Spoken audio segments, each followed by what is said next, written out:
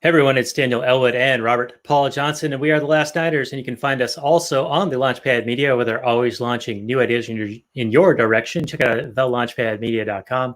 This is going to be episode 125 of the show. This is a Memorial Day episode, and we're going to be doing Apocalypse Now with extreme prejudice. We're going to review this movie. And when this came up as an idea back in February, I didn't mean apocalypse right now, as in literally due to the pandemic.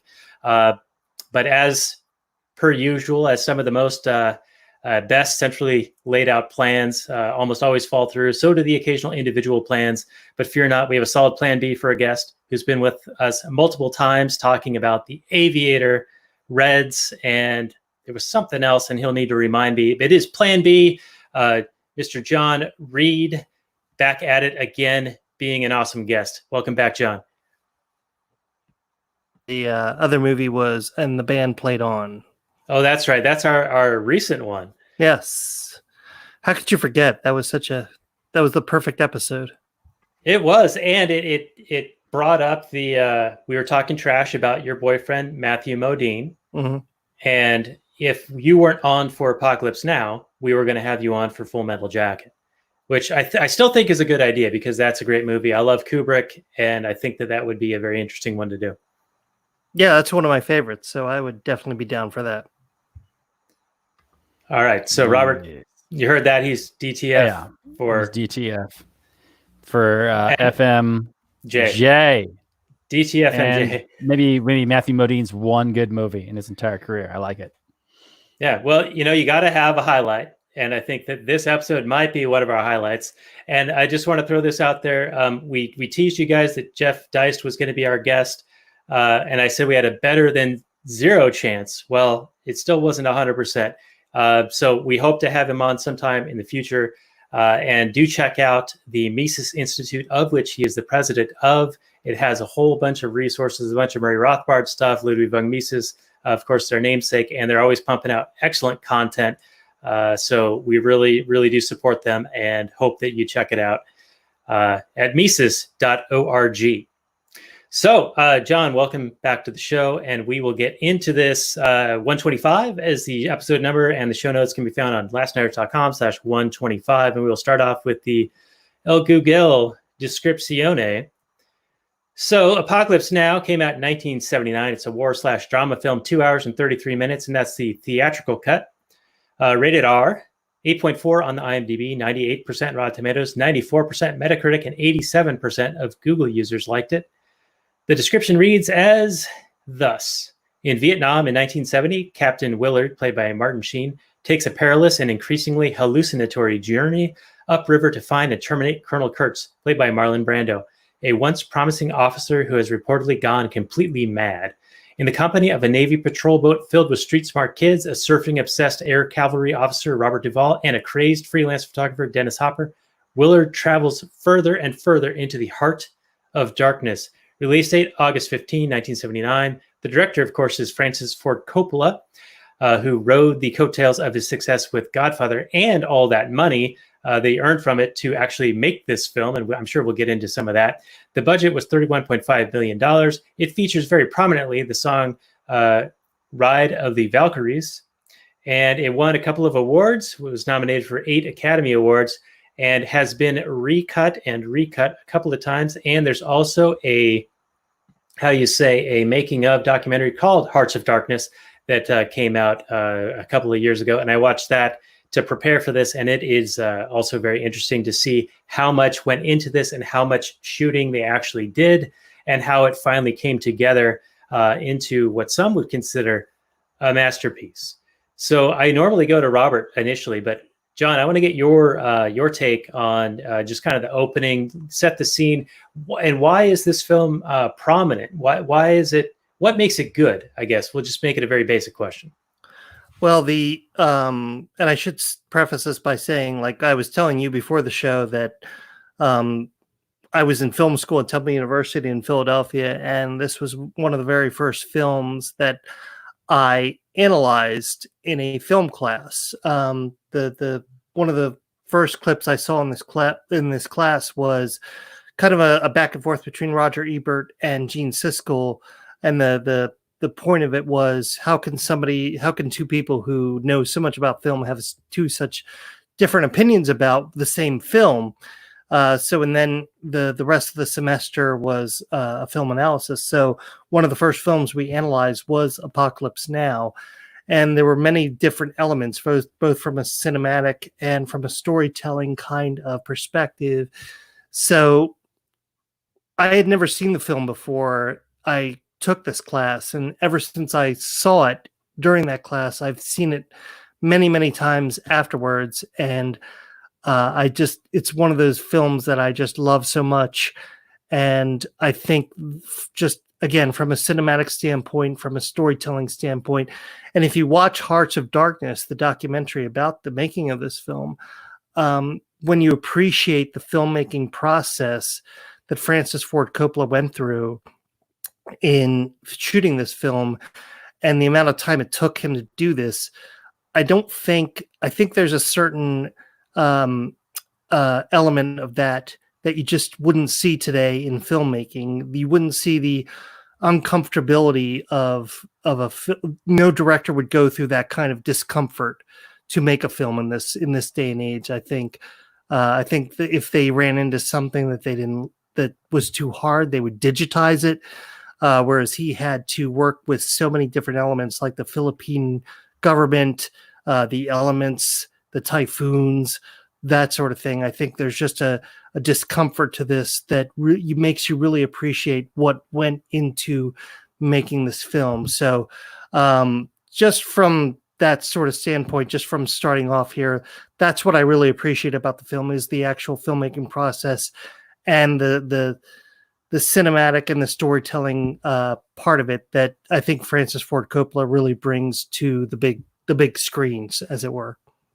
Right. And, just my feedback on it, especially after watching Hearts of Darkness, they shot something like, I don't know, 1 million feet of film. I don't even know what that translates into in runtime, but it really seems like this was a movie project that they had kind of a rough idea of what they were trying to achieve.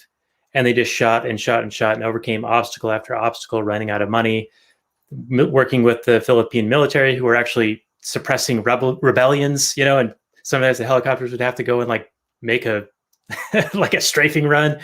But then to see them kind of piece it together, it really does seem like they had a fortuitousness and an artistic bent to them, Coppola especially, to be able to turn that into something that I think really is hard to understand just watching it the first time, but you can see the artistry that went into it. Like, I can appreciate it and I want to understand it more, but you can definitely tell in some of the later scenes that there's a lot of cross dissolves, and where they're showing Martin Sheen just kind of staring off while Brando's doing soliloquy. And you can tell that he's trying to construct those moments as kind of interweaving together, but you can, at least I was seeing that as well, they just shot Sheen just sitting there, and then they shot Brando, doing his thing. And then later in editing, they brought those things together and made it into what it was. I don't think that was the intention. At least that's not my perception of what they were going for there, but they took what they had and turned it into something artistic. I think there's a rawness to it, but also a very artistic polish to it. And I think that combined, it makes for a really good film. And I'm off the top of my head, I can't think of what won Best Picture in that year. I think it was 1980. We would have been, because it came out in 1979. So I'm not sure what won Best Picture in 1980. But just from somebody who studied film and studied the filmmaking process, you really appreciate what Francis Ford Coppola went through to make this film. And you just think well, it should have gotten Best Picture. And just because it just brought together those elements of raw filmmaking, and then just the attention to artistic detail that he went through it. It's really an amazing film. I think today's audience with the short attention spans, they would have a hard time watching this. But if you really commit yourself to just sitting there for 2.5 hours, just the theatrical film release version, I think you'll really appreciate what went into making of this film. Right. And I'll shift this over to Robert and get your reaction on what we've talked about so far, get you on your opening, because you always have a strong open. And what, from your watching of the Ken Burns documentary on Vietnam, do you think that this movie speaks to Vietnam as sort of like a catch-22 of World War II? And how does it play in, like, what is the message it's getting out just a few short years after that conflict ended? Well, I've never seen Catch-22, but you're right. I did see the Vietnam Ken Burns documentary, and I also saw this film. And man, I had a strong open, and then you guys are talking and saying all these interesting things that I want to respond to, and now I don't really have an opening. My bad. Sorry. No, it's all good. It's all good. I just want to echo some of your guys' thoughts, and then I'll maybe try and fold in some sort of an answer to you, dear Daniel. Seeing the process, or you really get the idea or the feel that this is an authentic type experience. It's very, I don't know how realistic it is necessarily, but it very feels much like an authentic experience in terms of the actors really getting into it. I mean, there are scenes where Martin Sheen is just sweating, and he's just sweating, and you know that that's a real thing that he actually went through. It's very much a contrast to a film like The Phantom Menace, where you got George Lucas just sitting back in his chair and his actors are on a green screen and they're like, "You're reacting to a big monster right now." And, and they're like, okay. And it's just a very sterile, like nothing. Whereas this film, you're in it. And I didn't feel a minute of the runtime. I thought it really zipped along. Maybe I'm an older viewer, but man, I was engaged the entire time. I really felt that this is an engaging psychological study of these characters.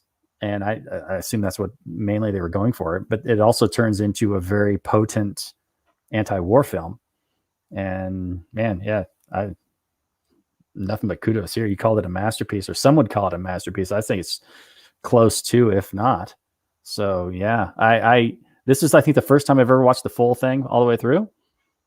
And I think I only watched the theatrical cut. I haven't seen all the other stuff. I don't know if I'm interested enough to watch all that stuff. I probably would really enjoy the Hearts of Darkness. But man, I don't know if Francis Ford Coppola is going back and ruining his old movies like George Lucas does, but I think the theatrical cut is really excellent. And I would leave it alone if I were him. Yeah, there was an outfit called Scanline, and they analyze films and certain phenomena in film. And one of the subjects they did was director's cuts, where they came from, what was the origin, what was the purpose, and what are some good examples and what are some bad examples. And of course, they do eventually get to George Lucas at the end there, kind of heartily and in tongue-in-cheek fashion. But around minute 29, and I'll post this on the show notes page, of course, they get into Apocalypse Now and Redux, or Redu, as John was saying in the pre-show, available for Patreon supporters, lastnighter.com/Patreon. And how at least the presenter's opinion was the theatrical cut, it's concise enough and there's enough going on to keep you interested. And then when they add more scenes, like I think Redux has another 48 minutes or something like that. It's like makes a 2.5 hour movie into a 3.5 hour. And then I don't know what Final Cut is. It's probably maybe a little bit shorter and remastered. But his point was, the theatrical was really good. And then if you're really into it, maybe you'll like the other stuff, but it doesn't really add to the film. In fact, it detracts a little bit because it fills in some of the dots that you as a viewer had to fill in on your own. And we've talked about that with, relation to horror films and things, where the scarier stuff is what's in your head and it's a subjective experience. And when you get the director going back in and kind of messing around with what they had originally done. And I know, and John, you can speak to this, I'm sure, they're under tremendous pressure, time pressure, money pressure. Studio wants one thing, they want to do another thing. So it's really a long process of just compromise after compromise. And so you can definitely see why someone would want to go back and realize their vision a bit more. Recent news just came out. Snyder Cut for Justice League is going to happen on the new HBO Max. And so that's been a thing that, the plebs finally won. They've been complaining for how long have they been complaining about the release of Snyder Cut? Like 5-6 years. And now it looks like it's going to happen. And in that regard, it's really going to please a lot of people. But, what was the motivation for Coppola? Was it because he had to leave so much on the cutting room floor and he was under that time constraint? So he had a different vision in his head to then go back and recut some of the stuff and make it into more of what he had intended. I don't really know. I mean, I don't even know where I'm going with this, but I'll have that scan line thing down on there. And John, I'll just go to you. What's your take on just the process of wanting to come back? And then I'll go to Robert, because I know you're like dying there.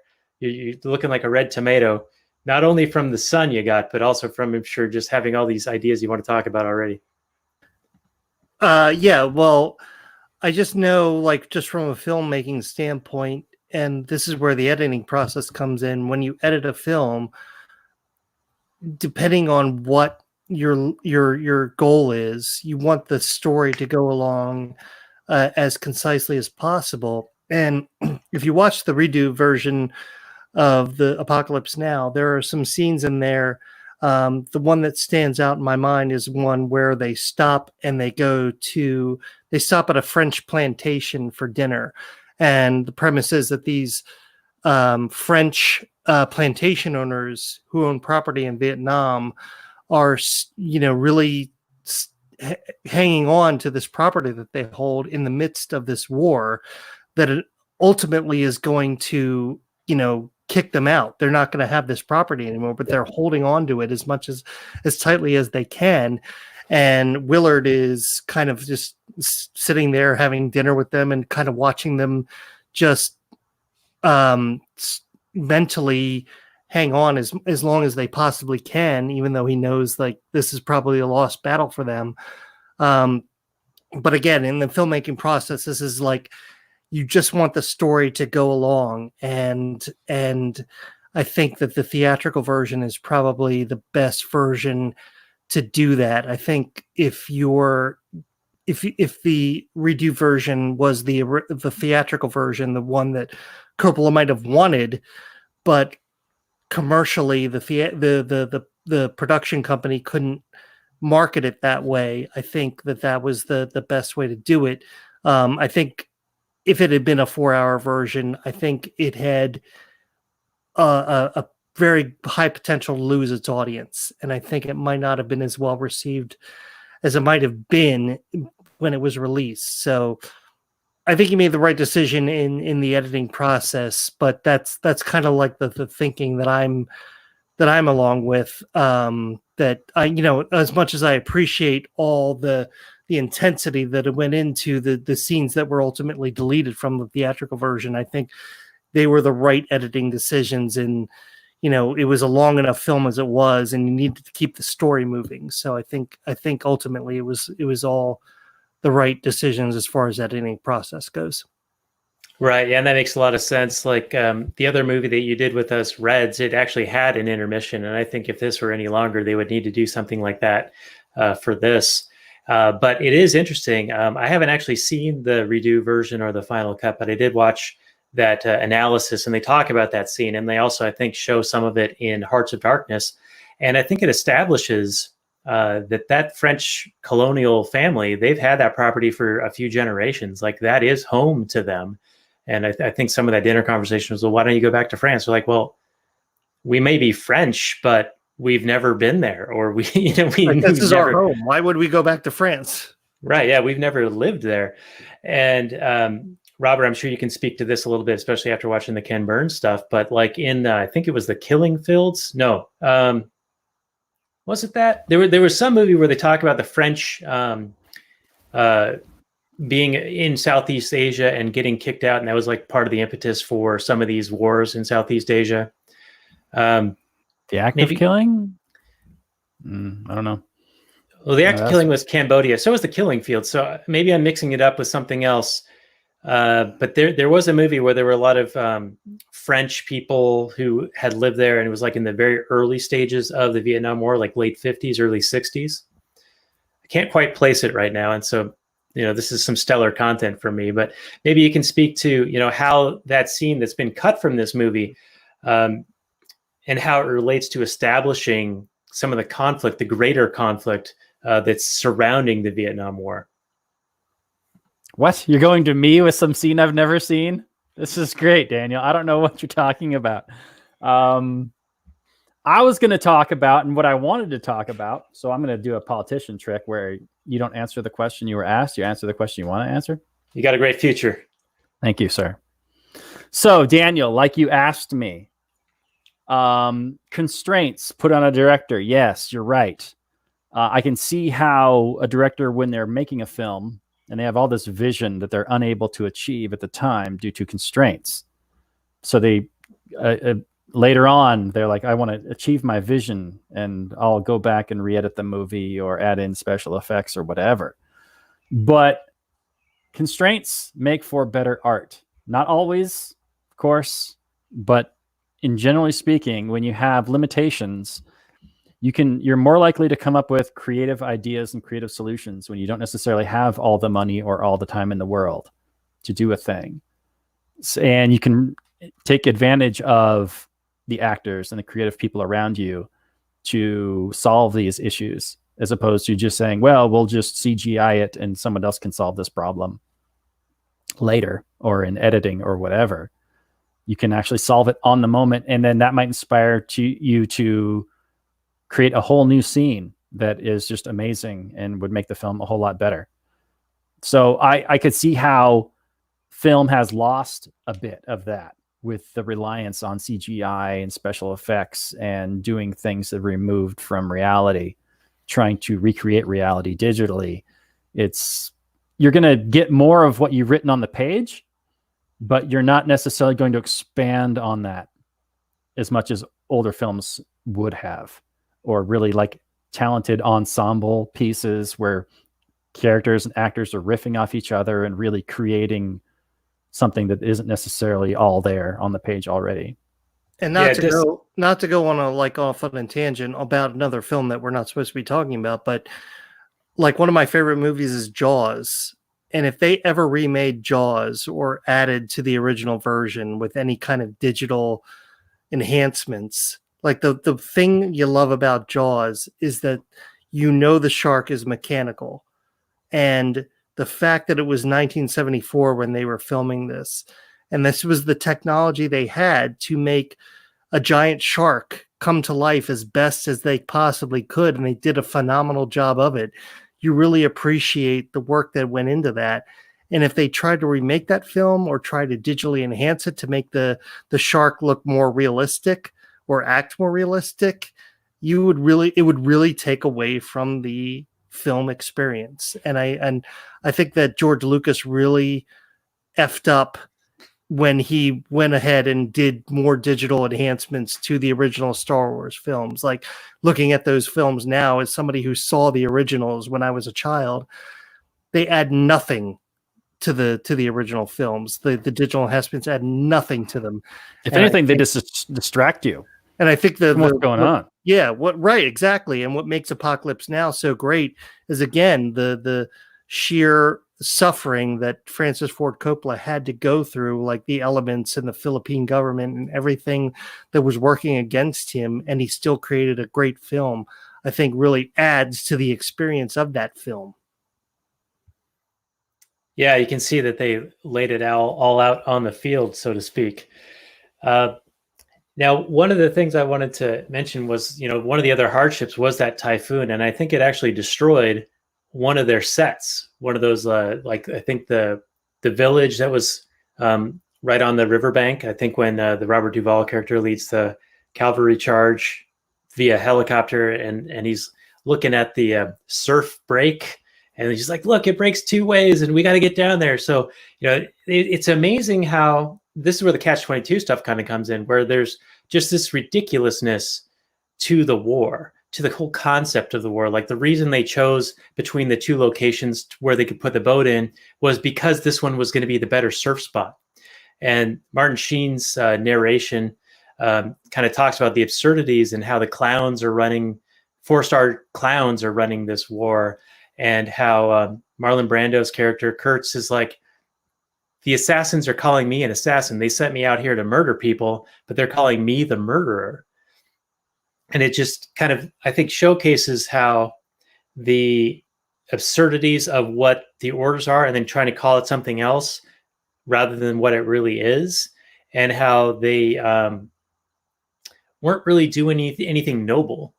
You know, it was really just they're there and they don't really know why. So they're kind of coming up with reasons, like they try to entertain the troops with the Playboy bunnies, and they're just kind of like, later on they try to rebuild this bridge, and then the Vietnamese people destroy it, and then they rebuild it just so that the generals can say that the road's still open.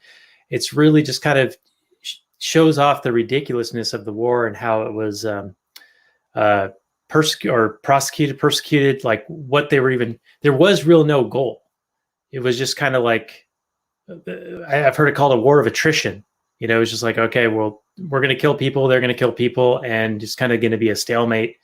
And it became pretty unwinnable after a while. And I think that the generals didn't realize that until a bit too late.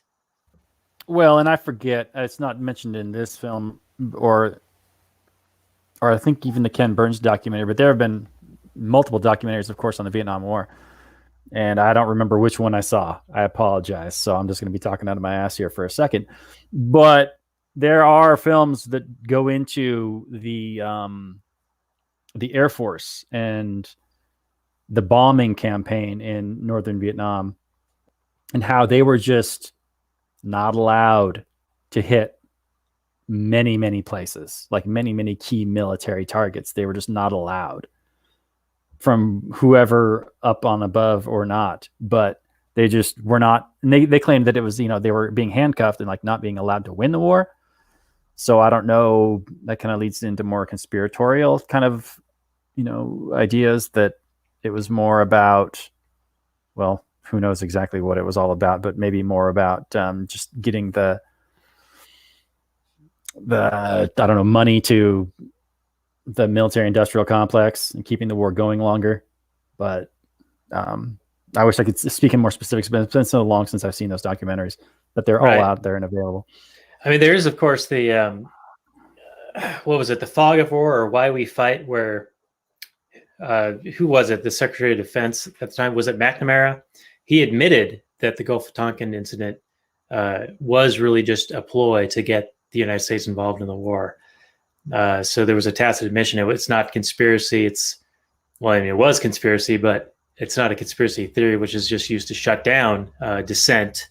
And I think that was actually a term coined by the was it the FBI or whoever, when people were investigating the JFK assassination.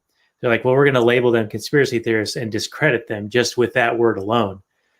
And you still see it today with all the current pandemic stuff.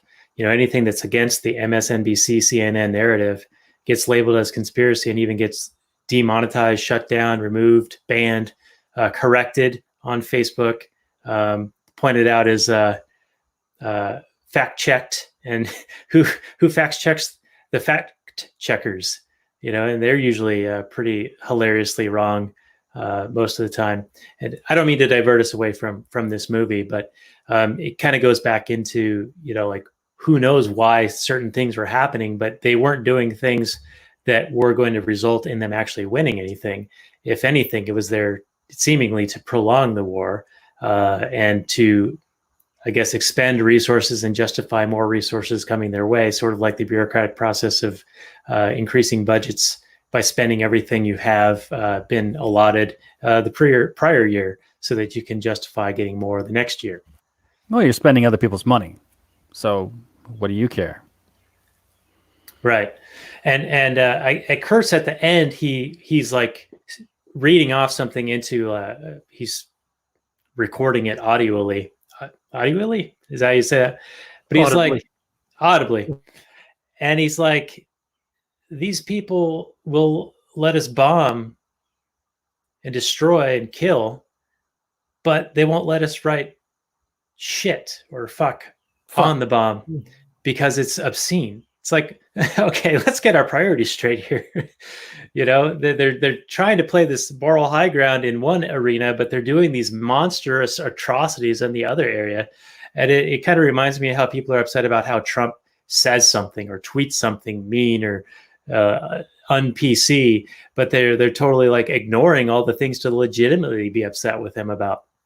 So it's kind of I don't know. It's a funny world we live in. It's very Orwellian in many respects. Yeah, so I don't know if Coppola went into the making of this film with the military-industrial complex in mind, but there's definitely, to your point, there's definitely something, especially with the Kilgore. I mean, Willard is given these orders that he has to assassinate this general because he is going beyond the control of the regular military. And, Willard meets up with Kilgore, and Kilgore decides that the place where Willard wants to go is a great surfing spot. So while he wasn't planning on totally decimating that village, it sounds like a good idea now because it's a great surfing spot. So Willard does make the point of why would they want to assassinate Kurtz when Kilgore is kind of doing his own thing as well? Like, what do they really have against Kurtz that they didn't have against Kilgore? And I think more along the lines is that Kilgore could be controlled, whereas Kurtz, to his, I guess, credit, if you want to say, he went in there before the war really got started as kind of like a fact-finding mission. And that's when at 38, he went into the special forces because he understood what it would take to win that war. I mean, he was still a soldier. He was still committed to winning the war.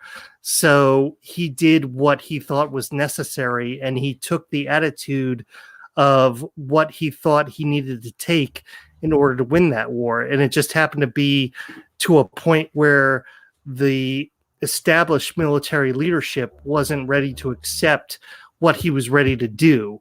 But, to his credit, I mean, like, if he wanted to win the war, that's probably what he wanted to do because, as he stated, the Viet Cong who he encountered had the will to do certain things that the regular American army wasn't willing to do. And he was going to have to kind of match their will, kind of match their kind of insanity or their commitment to winning the war that the regular generals weren't willing to do. So while I don't think Coppola had the military-industrial complex in mind, I think there was a certain element of, yes, there's this establishment that wants to prolong a war, but here comes Kurtz, who really wants to finish the war, and he's doing it by whatever means he thinks are really necessary to win that war, even though it might wrap it up in a shorter time than the military-industrial complex is willing to accept.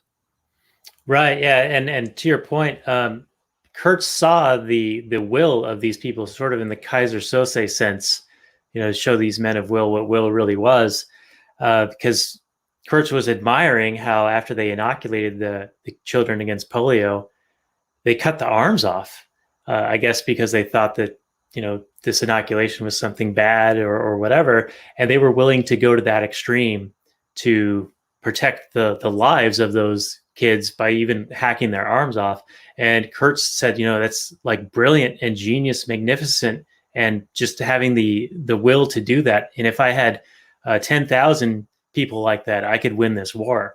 And I think Willard saw that as well. He makes mention many times of how while he's sitting there in a hotel room in Saigon, drinking himself to a stupor and smashing glass, which really happened, by the way, in Hearts of Darkness. You see this where Sheen was really super drunk and really did bust his hand up on the glass. But he makes mention many times of how while he's resting or while they're, watching the Playboy Bunnies or whatever, Charlie's out there getting stronger while he's getting weaker. And so you kind of see some of the parallels with Kurtz and Willard sort of being in alignment in their perspective on things. And I think it's like a bringing together of those two characters in the narrative throughout the story, where Kurtz is, definitely gone towards the side of madness. Like when you get to the final area where he's at, there's torture victims, heads strewn about. I mean, he's definitely kind of taken his he's lost his sanity, but he's still brilliant. You know what I mean? And it's like he's not wrong just because he's crazy.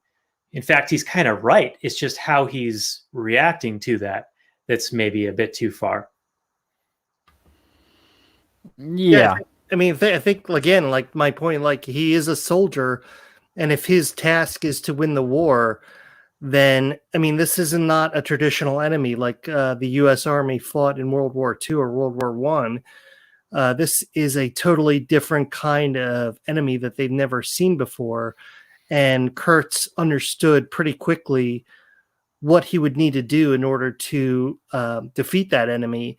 And if the regular army, if the regular military leadership wasn't ready to do that, he was going to have to do it on his own. And I think that's where the story kind of picks up in the sense that you're really seeing what they think of as madness. But I mean, if you're going against this enemy that is going to spare nothing or is going to sacrifice everything in order to defend its homeland, then you have to meet that will with equal will. So he's doing exactly what probably needed to be done, but wasn't in line with the way the traditional U.S. military was really ready to handle it.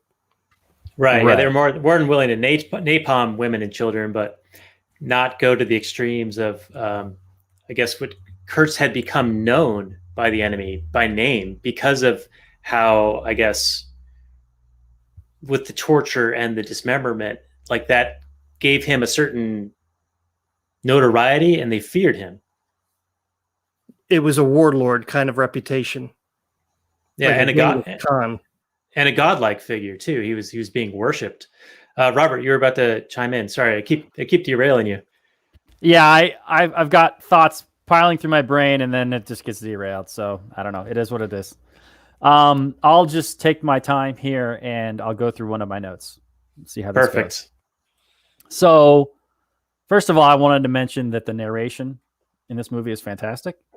Normally, like, narration is like seen as lazy storytelling, but in this film, I loved it. It was Sheen's tone as he's speaking about his experience and what's happening. It just really sets the tone for the film. Really gets you settled in for what's about to happen. So, I mean, it's not as good as Blade Runner's narration, but what is? Okay. Originally, the military says that Kurtz has gone insane. First of all, they play this little clip of him talking, and you could take anyone out of context and make them sound crazy. You could take anything I've said out of context and make me sound like a lunatic. I'm sure you could do that with anybody in any recorded situation anywhere. Now, I would say, obviously, that Kurtz has lost a little bit of touch, but like you guys have said, he was fighting fire with fire, and he saw the incredible will of a defending peoples and what it would take to defeat that will, because you have to break that will to fight, because an invading force is never going to be able to match the will of a defending force, because you are fighting for blood and soil. And yes, I was going to use that phrase for our scheduled guest, but that's fine. I'll still use it. Because it said Charlie had two ways home, death or victory. That's what Willard says at one point in narration. And it's absolutely true, especially since the U.S. troops didn't even know why they were there. And the goalpost was constantly moving and shifting. I mean, it was the Gulf of Tonkin, but what was even that? They kind of attacked us. Did they even? No. It was just ridiculous. Then they were fighting communism because of the domino theory. What does that even mean? I mean, it's not anything really concrete to wrap your hands around as to, I mean, these people pose no threat to my family or anything like that. So why am I over here killing them? You know, a defending army is going to be able to go all out Anyway. Okay. Second of all, the military declaring Kurtz insane because they stopped following orders, and actually Kurtz is just doing what he thinks he needs to do to survive and to help prosecute the war. So, I mean, it's just them declaring somebody insane because they're not doing what you say. Basically, they didn't really have any kind of moral high ground, and they said he executed some some double agents, but who weren't really double agents. But then when he did kill them, all the intelligence seemed to stop. All the attacks stopped. Yeah. So apparently he was right. So he was right, but they just didn't like his methods. So basically, what the military wants is a dog on a leash. They don't want that mad dog off the leash to go about acting independently. So they love mad dogs. They just want them on the leash and following orders. I wrote down here when they sent Willard in to kill Kurtz, I was like, is this a moral activity? Would they feel justified doing it themselves? Would they be acting in defense of another? I mean, he's killing Viet Cong. I don't know. It just seems ridiculous. And then, of course, Willard says charging a man with murder in this place is like handing out speeding tickets at the Indy 500, because there's just murder, death all over the place. That's just perfectly fine. You kill a man in one situation and it's murder. You kill a man in the other situation and you give him medal. It's just all along with the arbitrary rules of war, of whatever they say. In the rules of war, basically just do as we say, not according to any kind of moral imperative. Yeah, and Charlie don't surf. I got that note. That's good. Maybe they would surf if they had the leisurely time to and the wealth to do that. There, buddy. That's a good point. Yeah, and by the way, I do love Duvall's character in this. He's great. Probably one of the most memorable performances in this. Yep. So I got way more notes, but that was just a little bit of salvo I wanted to get out there because I was being frustrated not being able to say that stuff. But go ahead. I love this conversation. Keep it going. All right. Well, now I feel derailed because I feel that I should admonish myself for derailing you. Yes, you should absolutely feel ashamed. All right. So John, from just a film study perspective, and all the work that went into this, I mean, is it common, do you think, for somebody to shoot like so much more material than is actually used, and to kind of not really have a full conception of what their final product is going to be as they're making it? It seemed like they were doing a lot of like adjustments on the fly. I recall that this is based on a novelization or a novel of somebody going up a river in Africa and finding somebody who had been there for a few years and had become sort of a deity to the native people there. And they're traveling up the river, and there's a bunch of, I guess, somewhat insensitive language of the time, of the period that went into this. And I think it was called The Heart of Darkness? I think the book. Yeah, it was called Heart of Darkness. The documentary about Apocalypse Now is called Hearts of Darkness, plural. And I think that kind of reflects the different people who were involved in making the film, not just Francis Ford Coppola, but the actors who kind of went through their own journey, like their dark journey in making this film. From a cinematic standpoint, I mean, I can tell you from the analysis standpoint, there are various kind of elements you should be looking for in this. Like from the very beginning, the song by The Doors, The End, and you see the bombing going on for the helicopters. That is, we discussed this. It's not really explicitly established, but we think that this is the end of the film, in which Willard has called in the airstrike of Kurtz's compound, and you see the bombing of the napalming of everything there, and kind of the breakdown of Willard's kind of mental state at that point. And certain things that the lighting of the thing, like the very last sequence, or I should say one of the last sequences involving Kurtz himself, is there's always this shadow that seems to be going over half of his face. And that's to connotate the conflict between the good and the evil of somebody who's going through like a maddening state of mind. So from a cinematic standpoint, it's a very interesting film to analyze from a visual standpoint. And I think as far as storytelling goes, I think there are several elements of this that you can go through. I think the Playboy Bunny scene in particular, I think connotates the kind of basic primal instincts that drive men who are in battle. Like they feel like they're about to die any day, so they might as well act like savage creatures going after, these beautiful women who are dropped into the middle of this crowd. So it's I could go on and on about like the different scenes here, but I think like there are, if you look at it from scene to scene to scene, you can find different things about commentary on war that drives men to certain primal instincts, for lack of a better term, that we associate with war.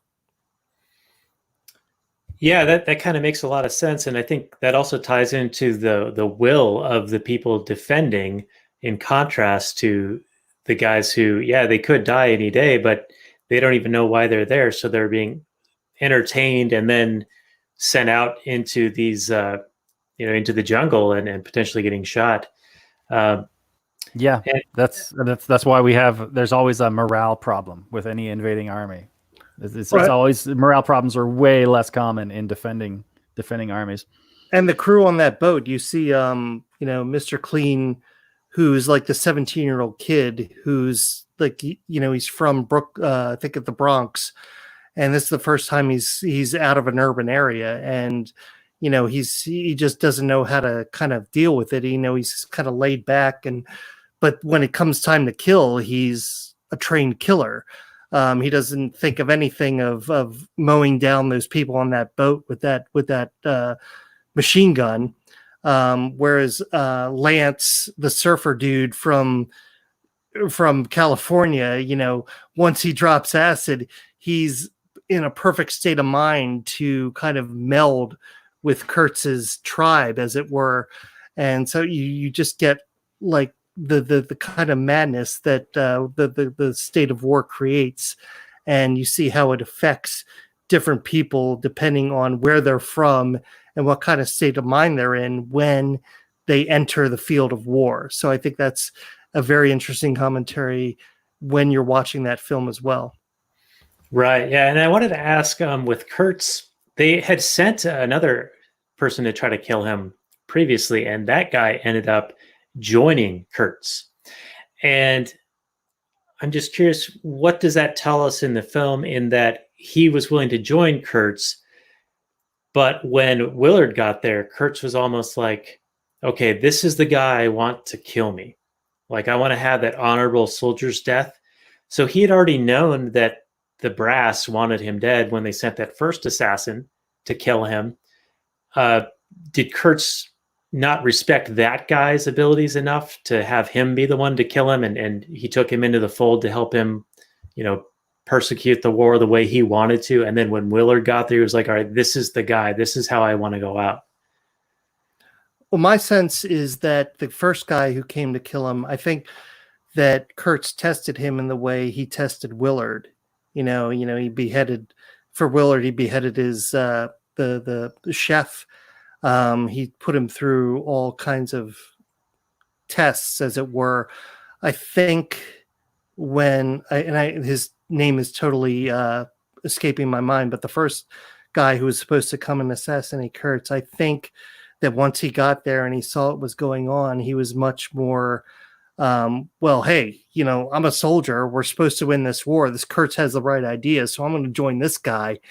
Whereas Willard seemed to be more committed to carrying out the mission and fulfilling his obligations as a soldier, whereas Kurtz kind of respected that. He's like, all right, well, this is how I'm going to go out, then I want this guy to do it. So I know this can't go on forever, so if I'm going to die, I'm going to let this guy who is committed to his mission as I am to mine, that I'm going to let him do the deed. Whereas the previous guy, he was just too much of a sucker, as it were. He was too malleable, and he just went along with whatever I say. I don't really respect him. But Willard, he's really committed to the mission, so I'm just going to let him do the deed and put me out of my misery.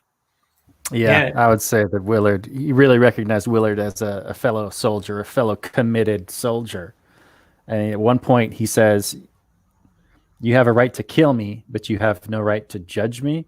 Meaning it's like, as one soldier kills another in an act of war, it's like an act of necessity, not necessarily as an act of a judgment on your past actions. But I mean, I would dip into that and say, well, what is killing but an act of judgment? You're either judging that you're afraid of what they're going to do in the future, or any number of reasons. But anyway, you're right. He saw him as a fellow soldier committed to do his job. Yeah, it's almost surprising in a way, because how Willard is like analyzing the actions and the dossier on Kurtz, and how it disagrees with the nature of the mission and what he was told. You would think that our hero in this story would be one to rise above that and not just blindly follow these orders because they happen to be the orders, even if he recognizes how wrong they are. So that's a little bit surprising. Right. So it seemed to me that he was only going to kill him because he knew that Kurtz wanted him to. I think he was going to not do it up until that point. Do you guys disagree with that? Yeah, I mean, I think there is a certain amount of truth to that, in the sense that Kurtz really, again, knew this couldn't go on forever, and he knew that he was going to die eventually. Somebody was going to kill him eventually, so he wanted the right person to do it. And I think there might have been some kind of setup to that in one of the very first scenes, where the general and the CIA are there, and they give Willard his mission, and they kind of test him. They said, well, have you ever heard of the assassination of this person? And he said, well, I'm not at liberty to say that. And he would never divulge the details of the missions he had been on before, because he was very committed to, well, I was told I could never talk about these. I was ordered that I was sworn to secrecy with regards to these other missions. So they knew they could trust him. And I think throughout his mission, he committed to that sort of mentality, where I'm on a mission. I've been charged to kill this guy, and I'm going to carry that through as much as possible. And I think that the more Kurtz grew to know that he was this kind of person, the more he understood that this was the right person to kind of put him out of his misery, as it were. Right. Yeah. He said, I'm not presently disposed to discuss such an operation if it did in fact exist, which I thought was pretty funny. And I wonder if, was there a scene in this movie where they talk about there's something going on with the war, and if the press got a hold of it, they would catch wind that it's not winnable? Because I wonder if Kurtz realized that, and that's why he was like, okay, not only can this not go on forever, but how they're prosecuting this war, we're never going to win this thing. I'm the only one doing it the way that it needs to be done, and they're not going to support this. So we're going to end up losing this anyway. And so when Willard got there, and he was a man of will like himself, he was willing to go out that way with that soldier's death.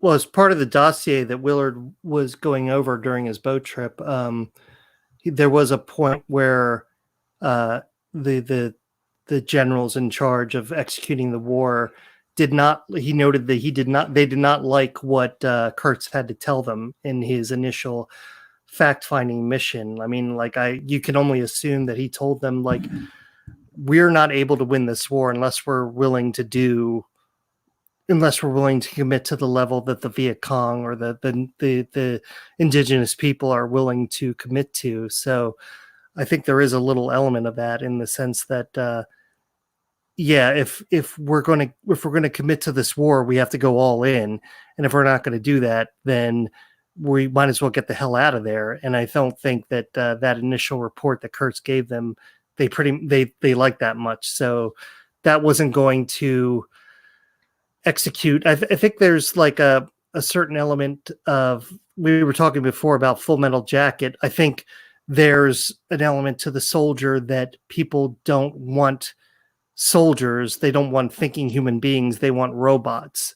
So if you're not going to go in and commit mindlessly to killing the enemy without thought, without conviction, without thinking about, well, this is another human being I'm killing, then you might as well just pack up and go home, because you're not the kind of person that they need in executing a war. Now, in any of the director's cuts, I'm sure you've seen them, was there any epilogue to the film? Because in the theatrical cut, it just goes to black after the Doors start playing again, and you see the, what do you call it, where there's the two images, and they have Willard and like this temple or this stone figurine kind of like melding into one, and then it goes to black. Is there anything in the redo or the final cut that is beyond that, other than just credits? Honestly, I haven't seen the redo version in quite a long time. I'm very familiar with the theatrical version.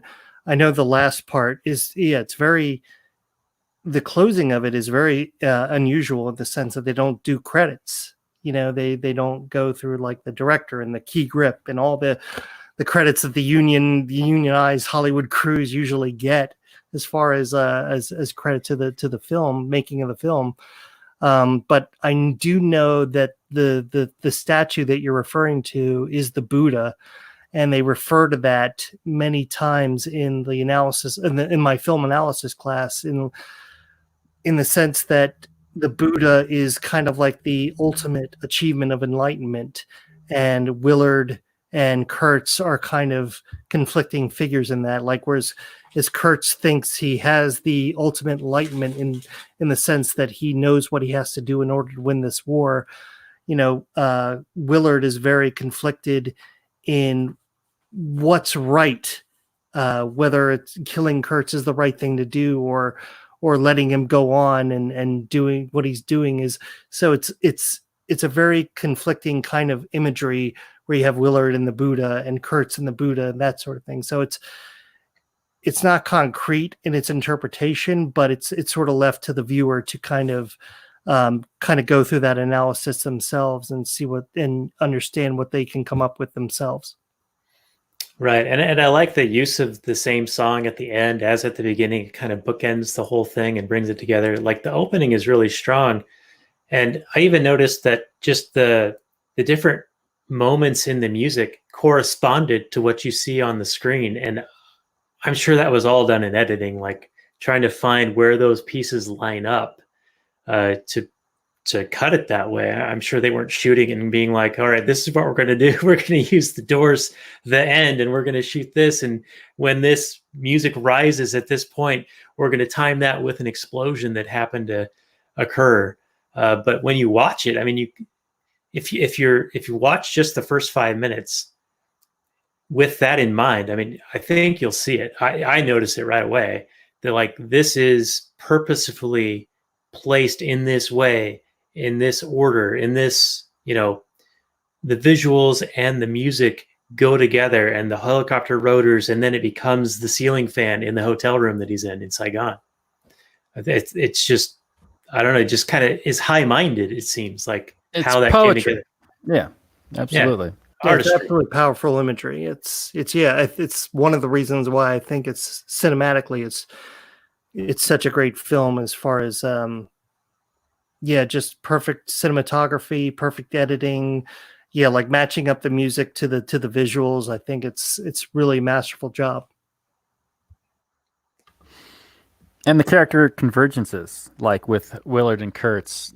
I mean, Willard goes on this journey to kill Kurtz, but all along the way, he's learning about the man, and he's becoming to respect the man, and he's recognizing how much of himself he sees in him, like how they both detest lies is one of the big things. So they're just sick of the lies that comes out of the military and their conducting of the war. They just want honesty.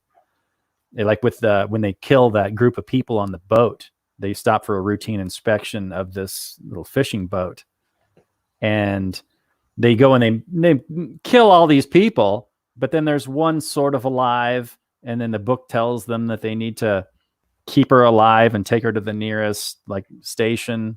And he's just like, no, we killed these people. This is what happens in war. This is what you sent us out to do. This is what we're doing. This is what happens. I'm sick of these lies. And then you recognize with Kurtz, and Kurtz is a similar disposition. And it's just a really nice way to tell a story where the protagonist and sort of the antagonist, although the antagonist is any number of things, but where they're really just in two different places, but you could easily switch them almost, and it would be a similar story. Yeah, that boat scene was kind of interesting, and I wonder what the purpose of it was. Maybe it was to show the guy following the orders to the T, and the destruction that results, because anytime you have, it's like they went by the book to have the interaction, but had the interaction not even occurred, which is what Willard was saying, hey, don't bother, your mission is to get me upriver. But the captain was like sort of in this power struggle, but also like, well, it's a routine check and we're authorized to do so, and so we're going to do it. But he put those elements in that position, and then it blew up into murder because Clean was like jumpy with the gun, with the 60. And it reminds, I think that's the point, is that the mission, whether it's Willard's mission or the overall mission to defeat the Viet Cong in Vietnam, I think you cannot let death get in the way of your mission. So even if you have to kill innocent people, like that girl who was trying to protect her puppy, if you have to kill her in order to progress your mission, you can't deviate from certain humanities, in the sense that, like, well, she's still alive, we have to get her to a hospital. Like, no, like, I'm on a mission and we can't stop and put her in a hospital. We have to go on. So I'm just going to end this right now. And that's how little human life is valued in war, is that if you are in a mission to win, you're on a mission to kill Kurtz, like, you just can't let the thought of losing innocent life stop you from fulfilling that mission. Right. I even saw a little bit different in that Willard was like, hey, we shouldn't have even been involved here. This is obviously something we shouldn't have done. But now that we've done it, we can't now pretend that we're going to help this person. Like, we've made this mistake. Let's just move on. We're not going to save her. And we have this mission to do, like, to your point. And Robert, you're going to say something along the lines of bringing these elements together, bringing an interaction that causes the potential for, I think, a harmful situation like this. Yeah, I was going to liken it to like anti-drug laws and that sort of thing in this country, where if you didn't have these laws on the books, there wouldn't be a cause for the cops to pull over people and set up these situations, or to give them a cause to break into someone's house at 3 a.m. and not declare who you are and have the people fight back and then murder them all down and shoot your dog and all these things. Having these laws on the books, having these code of conduct of war, of these things that you have to do morally or immorally, it's going to set up chances. Even if 99% of the time, every little check of a boat is going to go just fine. Every 99 times you're going to pull over someone and there isn't going to be a horrific murder. It sets up an opportunity for something to go wrong, for somebody to misinterpret some action, or someone to just act like normally would when someone threatens you with murder and defend themselves, and then have some kind of tragedy occur. Yeah, and was the captain of the boat also technically a captain? So he and Willard were on the same rank, And so there was a little bit of a push back and forth because Willard did sort of say, hey, let's not do this. But the other guy, the captain of the boat, didn't heed that as an order. So he went and did his own thing anyway. But then after these events, Willard more issued a command like, no, I'm in charge. You're here because it's my mission. You're here to do what I need. So was that kind of part of that scene as well? Like a little bit of a power struggle and then Willard finally asserting his, I guess, rank or his priority? Yeah, and I thought that like hierarchy of chain of command was very clear in the military, but I guess in actual practice, maybe in theory, it's better than in practice, and in practice, it's a little bit more chaotic than that. Yeah, they make another scene at the bridge where he's asking who's the CO here, and they're all like, well, aren't you? I mean, you're a captain, aren't you in charge? Yeah. John, I know you were about to reply, so.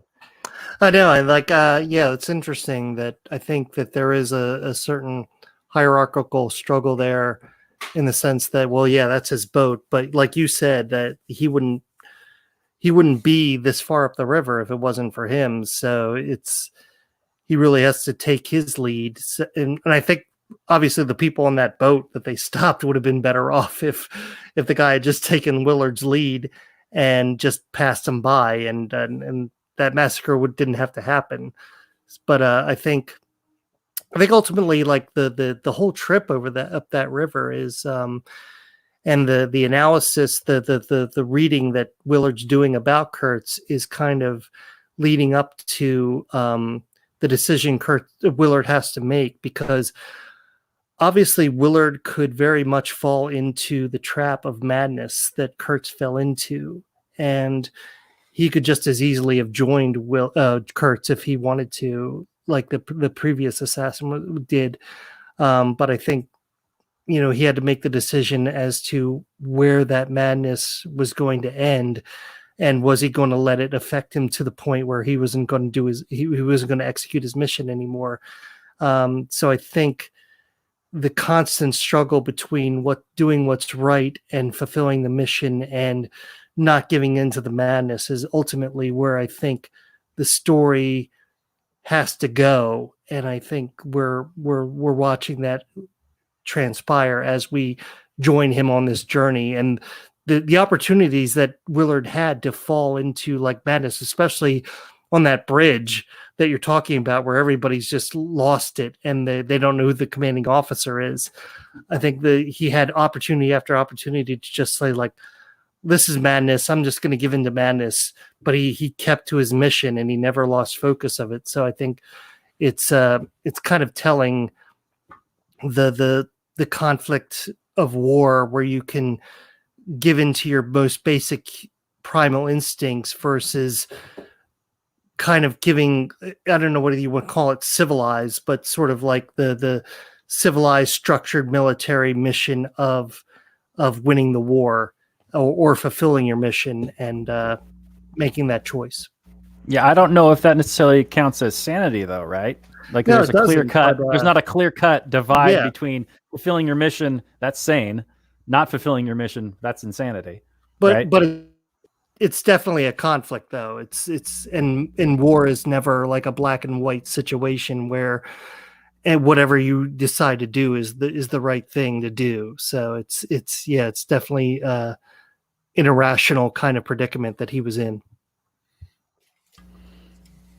Yeah. I'm not sure what the takeaway from the movie is.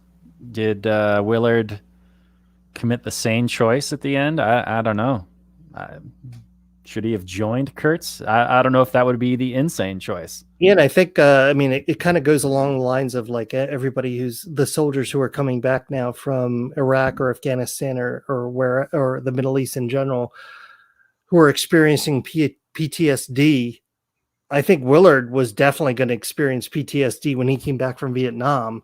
So it's kind of putting our soldiers in these constant moral predicaments that they have to make the choice of whether they're going to do the right thing in the sense of like their military mission, or are they going to do the right thing in as far as their moral capacity to make judgments.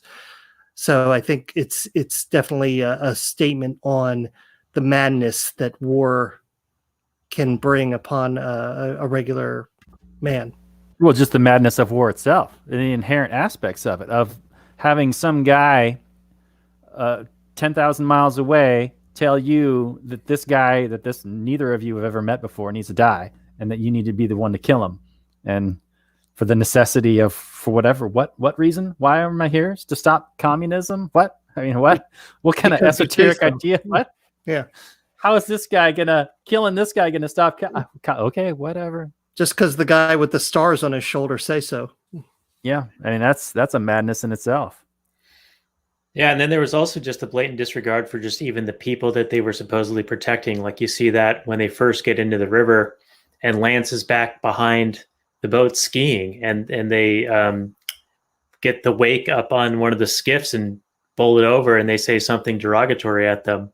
You know, I think that was one of those lies that Kurtz recognized, and probably Willard saw it too, especially in that moment, because that was like one of the early scenes where he is getting to know the crew of the boat, you know, and he's probably seeing like what jackasses they are being to the people that they're supposedly protecting. Yeah, speaking of the boat, how appropriate is the name of the boat? The Erebus, named after the Greek god of darkness and shadow, a god that's born out of chaos. I think it's just, maybe it's a little on the nose, maybe not. I don't know, but I appreciated that. Yeah, I think that's pretty on the nose. Yeah. There are a lot of little writings on the boat, like the back of the 60s said canned heat, and then there was something else that was in the seating area of it. I forget what that said, but they were like little, I don't know, rock and roll type references all over that boat. Yeah, no, it seemed like an authentic experience. Yeah, so we've been going already over an hour. I knew this was going to be a little bit of a longer episode, but I just want to throw it out there. Robert, I'm sure you've got some more notes that you wanted to get to, so let's just get a few of those out, and then we'll get into final summary and review. And I'm going to bring back my black and gold or black and red scoring. I like that. It's more like that thumbs up, thumbs down thing. So what else? Best movie ever, worst movie ever. Okay. Well, I just wanted, I talked about most of the things here. Before I really watched the film today or recently here, these past few days, I knew what was famous about the film, the things that have lived on in the culture, the Rite of the Valkyries, the smell of napalm in the morning, smelling like victory, those kind of, the horror that Jim Carrey mocked in, what was it? I forget. But Dumb and Dumber, maybe? I don't know. Ace Ventura? No, Cable Guy. It was Cable Guy. Cable Guy. There we go. But those films, I mean, those scenes are famous in the culture because they're so, I mean, they're iconic, they're unique, and it's just really powerful stuff in a great film that should never existed. I mean, this movie doesn't exist unless the Gulf of Tonkin happens. And the Gulf of Tonkin is a manufactured event, like Daniel was talking about, admitted bullshit. And hundreds of thousands of people lost their lives.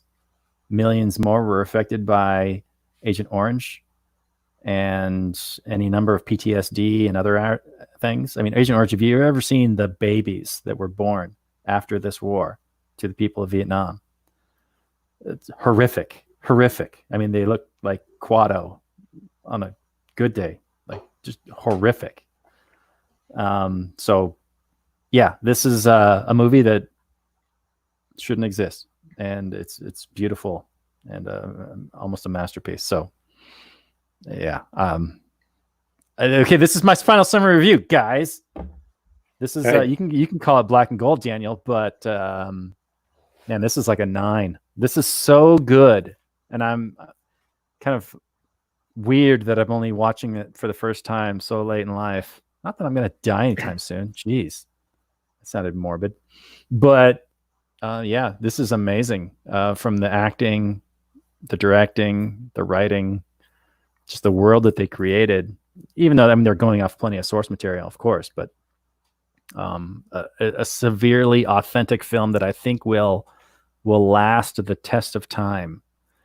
These, much like Napoleon Dynamite, it's a film that is like a capsule that can be watched decades and centuries from now and still gotten the full experience out of, because it is just an authentic time capsule film. So really good, really excellent. 9.0. All right, very good. Well, since you've started the trend of final summary review, I guess I'll do mine as well. And it's kind of interesting that you mentioned Napoleon Dynamite, because we did that a few weeks ago, and to bring that in the same level as this one, I think is a bit surprising. Though I still love Napoleon Dynamite, but this movie is really awesome. And I feel like I need to watch it again to like truly understand it. And it's maybe one of those films that it is a bit of a subjective experience, and the more you watch it, the more you kind of glean from it and kind of can, I don't know, theorize and work out in your head, because there does seem to be so many different little nuggets of things you could take in various directions. There's morality arguments, good versus evil. There's following orders, the absurdities of war, the contradictory orders, all of the juxtaposition that's going on in this. And I think it's just, they took something that had so much hardship, and you see it on the screen, and they were able to turn something into an artistic and beautiful film. And so I'm going to go with the black and gold on this thing all day long. I might even watch Hearts of Darkness again, just to like get another appreciation after seeing the film. And Robert, I'll recommend it to you. If you don't have access to it, the next time you're over here, I'd be happy to watch it with you. It's really good. And so black and gold for me, and we'll go to you, John. Yeah, well, you lost me at Napoleon Dynamite. So gosh, bad reference for that. But yeah, this is one of my favorite all-time films, and probably because it was one of the first films I had to analyze as far as like my film school curriculum at Temple University. So it has a special place in my heart. And I agree with everything you said about, like, you know, the conflicts of war, the conflict between good and evil within every man.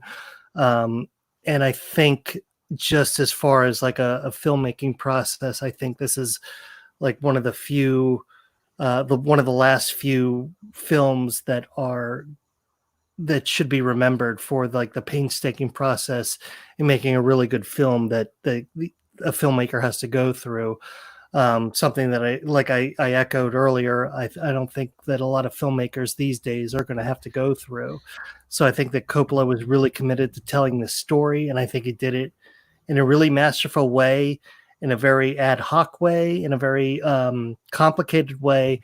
But I think it really stands the test of times. And for younger audiences, I just ask, if you're going to watch this film, please have the patience. Please, like, block off an entire afternoon to watch this, or an entire evening to watch this, and really commit to it. And I think it really is good to see this a few times, because I think you miss certain things the first time that you'll notice again in the second or third time you see it. So love this film. 9.2 out of 10 stars for me. All right, very good. Thank you for that, John. And I'll just reiterate that, yeah, I think that people should block out the time, because it is a slow build, and you kind of need that to get kind of enveloped into the concepts of what's going on. And kind of, I mean, you get to learn about Kurtz along the way, along with Willard, so that when Kurtz finally is revealed, you kind of have something to build with, you know. And if you're not paying attention, or you break it up into, you know, multiple sessions of viewing, unfortunately, like I had to do, I think it loses some of that poetry. You know, it's kind of this long prose, and you kind of need all that build up, all that lead up to get to the payoff at the end. And I would almost say, like, after the first time you watch it, then watch Hearts of Darkness, just to appreciate what really went into the making of the film. And then when you watch it the second time, you'll really appreciate the film for what it is, and the awesome story it tells. All right, I will agree with that as well. It's just three guys agreeing with each other. It's kind of what we do here on this show. And you can find the show notes and more at lastnighters.com/125. And Jon, thank you so much for being our guest. We had you on for And the Band Played On recently. Part of that was Reds, and part of that was The Aviator. We'll, of course, have all of those prior appearances on our show notes page. You can also find this on the Launchpad Media. You can also find us on Patreon. You can give us some dollar bills so that people can feed their cats and other such things that need to happen. And Robert, I think next week we're going to bring back Raised from the Dead, so to speak, the wonderful Pat MacFarlane from Liberty Weekly.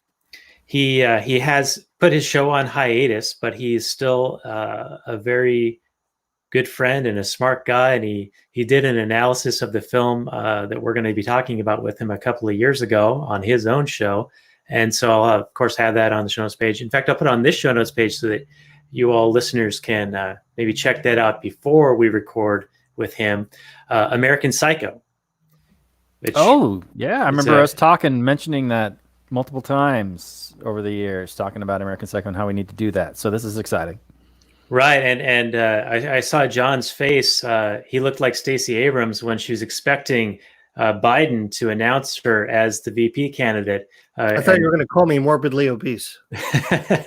and she realized that he wasn't actually going to do that because I can tell from your face, Jon, that American Psycho is probably also a film that you think is really good. And I actually haven't seen it in a long time. So that reminds me, I really need to see that again because the first time I saw it, I really, really loved it. So I need to see that again.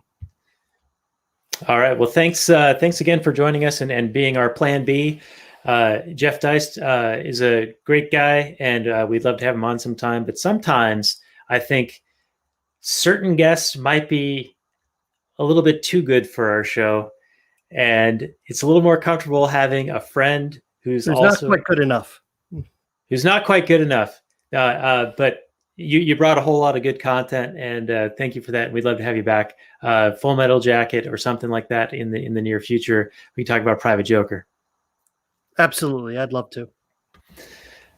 All right. Well, everyone, thank you again. And you can support us in a myriad of ways. Robert can list off a few of them, and then we'll say our final words before we get into Kathleen Turner Overdrive, which probably won't be super long tonight because it is so late for our guest. But we will have a little bit more content after this. Absolutely. You can buy some of my ridiculous artworks on Trubster.com. That's my favorite way you could support us. But my second favorite way is probably Patreon.com.